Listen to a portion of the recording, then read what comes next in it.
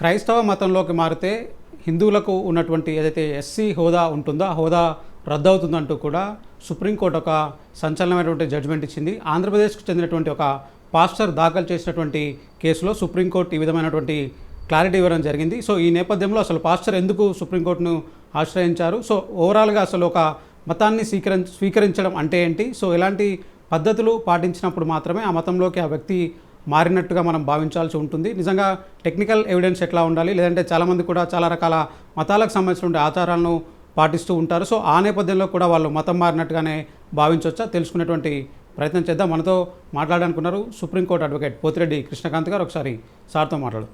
Sir, మనం ఈ కేసే మన ఆంధ్రప్రదేశ్ హైకోర్టు జడ్జిమెంట్ ఇచ్చినప్పుడు కూడా మనం మాట్లాడుకున్నాం. సో ఇది తాజాగా ఈ కేసు సుప్రీంకోర్టు కూడా వెళ్ళింది. సో ఈ నేపథ్యంలో అసలు ఏంటి అంటే, ఒక వ్యక్తి మతం మారడం అంటే ఏంటి, ఈ ఎస్సీ హోదాకు సంబంధించి ఈ సుప్రీంకోర్టు ఇచ్చినటువంటి జడ్జిమెంట్ ఏంటి? శ్రవణ్ గారు, ఇవాళ రోజు మనం చూసుకుంటే ఇదేమీ కొత్త కేసు కాదు. ఇదివరకు కూడా చాలా మటుకు supreme court judgements and high court judgements ఉన్నాయి. అదేంటంటే క్రిస్టియానిటీకి కానీ ఇస్లాంకి కానీ మతపరంగా మీరు కన్వర్ట్ అయితే వారికి ఈ ఎస్సీ ఎస్టీ హోదా అనేది వర్తించదు అని చెప్పి ఇలాంటి తీర్పులు ఇదివరకు కూడా చాలాసార్లు హైకోర్టులో సుప్రీంకోర్టులో ఇలాంటి తీర్పులు వెలువడ్డాయి. కానీ పదే పదే ఇది మనం గుర్తు చేయాల్సి వస్తుంది. ఎందుకంటే చాలామంది ఇప్పటికీ అన్య మతాలకి మారినా కూడా వాళ్ళు ఎస్సీ ఎస్టీ ఇదివరకు వాళ్ళు హిందువులు ఉన్నప్పుడు ఉన్న సర్టిఫికెట్స్ ఇంకా ఉపయోగించుకొని దాని యొక్క బెనిఫిట్స్ తీసుకోవడం అనేది చాలా బాధాకరం. దాని మీద ఇవాళ రోజు ఆంధ్రప్రదేశ్ హైకోర్టు ఒక ల్యాండ్ మార్క్ జడ్జిమెంట్ ఇచ్చింది. మళ్ళీ దాన్ని అప్హెల్డ్ చేస్తూ సుప్రీంకోర్టు మళ్ళీ అదే వ్యక్తి ఎవరైతే ఇది అపీల్కి వెళ్ళాడో అతను సుప్రీంకోర్టు కూడా వెళ్ళడం జరిగింది, ఎస్ఎల్పీ వేసుకోవడం జరిగింది. సుప్రీంకోర్టులో కూడా కింద ఏపీ హైకోర్టు ఇచ్చిన తీర్పు సరైనదే అని చెప్పి చెప్పడం జరిగింది. ఈ కేసు పూర్వాపరాల్లో క్లుప్తంగా చెప్పడానికి ట్రై చేస్తాను శ్రవణ్ గారు. ఇందులో ముఖ్యంగా ఇది ఏంటంటే గుంటూరు జిల్లాలో జరిగిన ఒక కేసు ఇది. అక్కడ ఒక పాస్టర్ కింద పనిచేస్తున్న వ్యక్తికి వేరే అతను ఏదో తిడతామో ఏదో జరిగింది, ఏదో గొడవ అయింది. సో దాని పరంగా అతను ఎస్సీ ఎస్టీ ప్రివెన్షన్ యాక్ట్ 1989 ప్రకారం ఎస్సీ ఎస్టీ అట్రాసిటీస్ కేసు అతని మీద వేయడం జరిగింది ఈ పాస్టర్. సో కానీ అక్కడ ఏమైందంటే అవతల వ్యక్తి ఎవరైతే నింద మోపబడ్డాడో అతను కోర్టులు చేయడం ఏమైందంటే ఇతను ఎస్సీ అనేది ఇతనికి వర్తించదు. ఎందుకంటే ఇతను ఒక పాస్టరు, అన్యమతానికి ఎప్పుడో ఇతను కన్వర్ట్ అయ్యాడు. ఒక 10 ఏళ్ళకి ఇతను ఒక పాస్టర్ కింద పనిచేస్తున్నాడు అండ్ దేవుణ్ణి క్రిస్టియానిటీ అనుసరించి దేవుణ్ణి ప్రార్థిస్తున్నాడు. సో ఈయన ఒక క్రిస్టియన్ కాబట్టి ఈయనకు ఎస్సీ ఎస్టీ అనేది వర్తించదు అని చెప్పి చెప్పడం జరిగింది. సో దాన్నే ఇవాళ రోజు ఏపీ హైకోర్టు క్లియర్గా అది కరెక్టే. ఎందుకంటే మనకి శ్రవణ్ గారు చెప్తే ఇది షెడ్యూల్ క్యాస్ట్ ఆర్డర్ 1950 ప్రకారం అందులో క్లియర్గా ఆర్టికల్ 341 ప్రెసిడెన్షియల్ ఆర్డర్ కింద చెప్పడం జరిగింది. అదేంటంటే ఓన్లీ హిందూ మతం, సిక్కులకి అండ్ బౌద్ధులకి వీళ్ళకి మాత్రమే ఈ ఎస్సీ ఎస్టీ అనేది వర్తిస్తుంది, ఈ యొక్క బెనిఫిట్స్ వర్తిస్తాయి. ఇస్లాంకి అండ్ క్రిస్టియన్స్కి మారిన వాళ్ళకి ఈ ఎస్సీ ఎస్టీ బెనిఫిట్స్ అనేవి రావు అని చెప్పి ఈ షెడ్యూల్ క్యాస్ట్ ఆర్డర్ 1950 క్లియర్గా చెప్తుంది. సో ఇది ఒక ప్రెసిడెన్షియల్ ఆర్డర్ ప్రకారం ఆర్టికల్ 341 కింద వెలువడింది కాబట్టి, ఒక ప్రెసిడెన్షియల్ ఆర్డర్ వచ్చింది కాబట్టి దాని పరంగానే ఇవాళ రోజు ఈ ఎస్సీ ఎస్టీ హోదా అనేది కేవలం హిందువులకి, సిక్కులకి, బౌద్ధులకు మాత్రమే వస్తుంది. బౌద్ధుల్ని కూడా 1990sలో యాడ్ చేయడం జరిగింది, అమెండ్మెంట్ చేసి. అంతకుముందు వాళ్ళు కూడా లేకుండా అనమాట. సో బౌద్ధులను కూడా లేటెస్ట్గానే ఒక 1990లో యాడ్ చేశారు. సో కేవలం హిందువులకి, సిక్కులకి, బౌద్ధులకు మాత్రమే ఇది వర్తిస్తుంది ఎస్సీ ఎస్టీ అనేది. ఒకసారి వీళ్ళు ఈ మతాల నుంచి అన్య మతాలకి అంటే క్రిస్టియన్ కింద కానీ లేకపోతే ఇస్లాం కింద కానీ కన్వర్ట్ అయితే వాళ్ళకి ఎస్సీ ఎస్టీ అనేది వర్తించదని చెప్పి క్లియర్గా షెడ్యూల్ క్యాస్ట్ ఆర్డర్ 1950 చెప్తుంది. సో అదేవిధంగా ఈ కేసులో సో ఆ పరంగా చూస్తే ఈ పాస్టర్కి ఈ ఎస్సీ హోదా అనేది రాదు.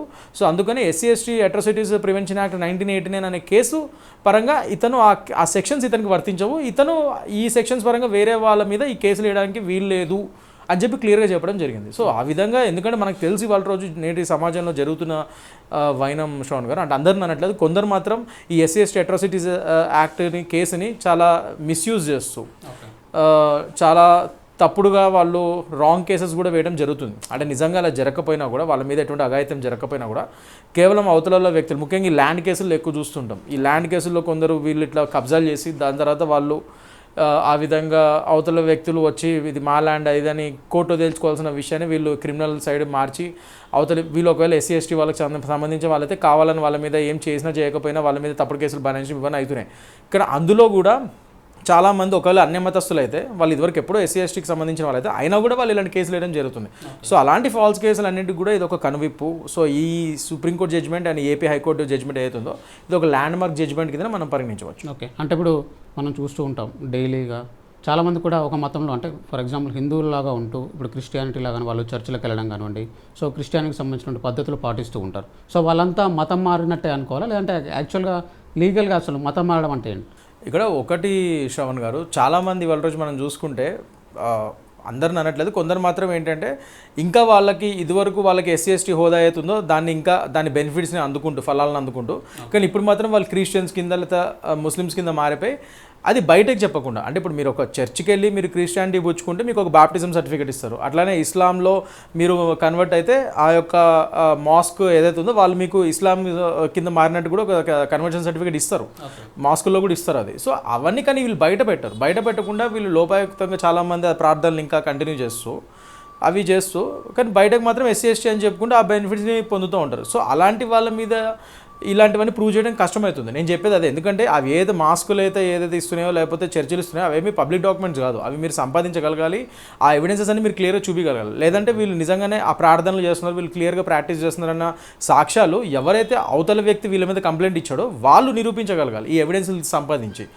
సో అది సంపాదించేంత వరకు ఇలాంటివి ప్రూవ్ చేయడం కష్టమే అవుతుంది. సో చాలామంది ఇప్పటికీ మన దేశంలో జరిగే విషయాలు ఇవన్నీ, చాలామంది ఇలాంటివి మార్చేసుకొని అన్యమతాలకు మారిపోయి బట్ స్టిల్ ఎస్సీ ఎస్టీల కింద వాళ్ళు బయటకు మాత్రం ఆ బెనిఫిట్స్ పొందుతూ ఉంటారు. సో వాళ్ళని వీళ్ళు అన్యమతానికి క్రిస్టియానిటీకి లేదా ఇస్లాంకి వీళ్ళు మారిపోయారన్న విషయాన్ని అది మనం ప్రూవ్ చేయగలగాలి. దానికి తగ్గట్టుగా ఆ సాక్ష్యాధారాలు మీరు సేకరించగలగాలి. అప్పుడే మీరు దాని తగ్గట్టుగా కంప్లైంట్లు ఇవ్వగలుగుతారు, వాళ్ళ మీద యాక్షన్ తీసుకోగలుగుతారు. ఓకే, అంటే ఇప్పుడు ఓన్లీ క్యాస్టిజం అనేది ఓన్లీ హిందువుల్లోనే ఉందా, లేదంటే ఇప్పుడు క్రిస్టియానిటీలో కానీ ముస్లింలో కానీ అసలు ఈ క్యాస్టిజం అనేది లేదంటారు? అంటే ఇప్పుడు ఇక్కడ సుప్రీంకోర్టు జడ్జిమెంట్ కానీ ఇప్పుడు ఈ ఆంధ్ర హైకోర్టు చెప్పే జడ్జిమెంట్ కానీ క్యాస్ట్ బేస్ మీద దీని మీద ఎక్కువ వెళ్ళలేదు. దీనిలో సింపుల్గా వాళ్ళు చెప్పేది ఏంటంటే షెడ్యూల్ క్యాస్ట్ ఆర్డర్ 1950 ప్రకారము సింపుల్గా హిందూసు, సిఖ్స్, బౌద్ధులు మాత్రమే ఎస్సీ ఎస్టీ బెనిఫిట్స్కి, ఎస్సీ ఎస్టీ కేటగిరీస్కి అర్హులు అని సింపుల్గా మనకు ఒక నిర్దిష్టమైన లా ఉంది, ఒక చట్టం ఉంది మన దేశంలో, షెడ్యూల్ క్యాస్ట్ ఆర్డర్ 1950 అని. నేను చెప్పినట్టు ఇందాక ఆర్టికల్ 341 ప్రకారంగా ప్రెసిడెన్షియల్ ఆర్డర్ అది, ఆ విధంగా చట్టం చేయబడింది. సో దాని ప్రకారంగా వెళ్ళిపోవడం అంతే బ్లైండ్గా. అంటే ఎవరైతే హిందువులుగా పుట్టారో, హిందువులుగా కంటిన్యూ అవుతున్నారో, అట్ ద సేమ్ టైం సిక్కులుగా ఉన్నారో వాళ్ళు కంటిన్యూ అవుతున్నారు, బౌద్ధుల కింద ఉన్నారు, వాళ్ళకి మాత్రమే వాళ్ళు ఆ మతాలకు చెందినా కూడా ఎస్సీ ఎస్టీ బెనిఫిట్స్ వాళ్ళకి ముగ్గురికి మాత్రమే చెందుతుంది. ఈ క్రిస్టియన్స్ కింద ఇస్లాం కింద వెళ్ళిన వాళ్ళకి ఇది చెల్లదు అని చెప్తున్నారు. కానీ మీరు చెప్పిన ఆర్గ్యుమెంట్ ప్రకారం, ఎందుకంటే క్రిస్టియానిటీలో ఇస్లాంలో అసలు కుల గణనం అనేదే లేదు, వాళ్ళ కులాలంటూ ఉండవు, వాళ్ళకి హిందూయిజంలోనే ఉంటుంది ఎక్కువ. అండ్ సిక్కుల్లో బౌద్ధుల్లో కూడా అవి కూడా మన ఇందులో నుంచి పుట్టినవే కాబట్టి హిందూయిజం నుంచి వాటికి వర్తిస్తుంది. కానీ ఇస్లాం అండ్ క్రిస్టియానిటీకి అసలు కుల గణనం అనేది ఉండదు, దాంట్లో అసలు కులం అనే కాన్సెప్టే లేదు వాళ్ళకి. సో ఆ విధంగా కూడా అందుకే అప్పుడు 1950 ఆర్డర్ కూడా పెట్టింది, అందుకే దాని ప్రకారంగానే. సో అందుకనే ఇప్పుడు అలాంటప్పుడు ఆ మూడు మతాలకే ఉన్నప్పుడు ఎస్సీ ఎస్టీ హోదా హిందువులకి, సిక్కులకు, బౌద్ధులకి, ఇంకా వేరే అన్య మతాలకు లేనప్పుడు, సో దాని ప్రకారంగానే ఇప్పుడు మీరు క్రిస్టియన్ కింద మారినా, ముస్లిం కింద మారినా మీకు ఎస్సీ ఎస్టీ హోదా, ఒకప్పుడు మీరు ఎస్సీ ఎస్టీ హోదా వాళ్ళు అయినా కూడా ఇప్పుడు మీరు మతం మార్చుకున్నారు కాబట్టి హిందూ నుంచి క్రిస్టియన్కి లేదా హిందూ నుంచి ముస్లింకి మారారు కాబట్టి మీకు ఇది ఇప్పుడు ఇంకా ఇవి చెందవు, ఎస్సీ ఎస్టీ ఫలాలు మీకు అందవని క్లియర్గా చెప్తున్నాయి. ఎందుకంటే ఇది సూసై వర్సెస్ యూనియన్ ఆఫ్ ఇండియా అనే ఒక కేసు 1985లో ల్యాండ్ మార్క్ జడ్జ్మెంట్ అది. అందులో అప్పుడే సుప్రీంకోర్టు క్లియర్గా చెప్పింది, ఇవన్నీ క్లియర్గా అందులో చెప్పడం జరిగింది. అందులో ఒక వ్యక్తి ఇలానే అతని యొక్క క్యాస్ట్ బేస్ మీద ఆయన క్రిస్టియానిటీ మారిన తర్వాత ఎస్సీ హోదా నాకు వర్తిస్తుందని చెప్పి అతను ఛాలెంజ్ చేయడం జరిగింది. అది కాదు, ఎందుకంటే same thing schedule caste order 1950 ప్రకారం మీరు క్రిస్టియానిటీ కింద మారితే మీకు ఎస్సీ ఎస్టీ హోదా రాదు అని చెప్పి క్లియర్గా Susai versus union of India 1985లో సుప్రీంకోర్టు క్లియర్గా చెప్పింది. సో అలాంటి ఇంకా తర్వాత సుప్రీంకోర్టు, హైకోర్టులు చాలా జడ్జిమెంట్లు దాని మీద చెప్పడం జరిగింది. ఎందుకంటే క్యాస్ట్ బేస్డ్, రిజర్వేషన్ బేస్డ్ జాబులు మన జాబ్స్లో కానీ, గవర్నమెంట్ జాబ్స్లో కానీ, సీట్స్లో కానీ, మెడికల్ సీట్స్లో కానీ అన్నింటిలోనూ ఉపయోగిస్తారు. సో అలాంటప్పుడు ఇవన్నీ కూడా పరిగణలోకి తీసుకోవాలి. వాళ్ళు ఒక్కసారి మతం మారితే హిందూ నుంచి క్రిస్టియన్కి లేకపోతే ముస్లిం కింద మారితే వాళ్ళకి ఈ రిజర్వేషన్లు కోల్పోతారని చెప్పి చాలాసార్లు చెప్పడం జరిగింది. కానీ అది సాక్ష్యాధారాలు మన దగ్గర సరైన ఉండాలి. అవతల వ్యక్తి నిజంగానే మారాడని చూపించగలిగే సాక్ష్యాధారాలు అవన్నీ క్లియర్గా ఉంటేనే మనం అవి నిరూపించగలుగుతాం. చాలామంది మారినా కూడా వాళ్ళు చెప్పుకోరు బయటకి, ఇంకా బెనిఫిట్స్ తీసుకుంటూ ఉంటారు. కానీ బయటకు మాత్రం వాళ్ళు ఎస్సీ ఎస్టీ కిందనే పరిగణిస్తారు. కానీ లోపల మాత్రం వాళ్ళు అన్య మతాన్ని, క్రిస్టియానిటీని కానీ లేకపోతే ముస్లిం ధర్మాన్ని కానీ పాటిస్తూ ఉంటారు. దానివల్ల నిజమైన ఫలాలు ఎవరైతే ఎస్సీ ఎస్టీ వాళ్ళు ఉంటారో వాళ్ళకి అందాల్సిన ఫలాలు అందవు, ఎందుకంటే వీళ్ళు ఆల్రెడీ మారిపోయారు.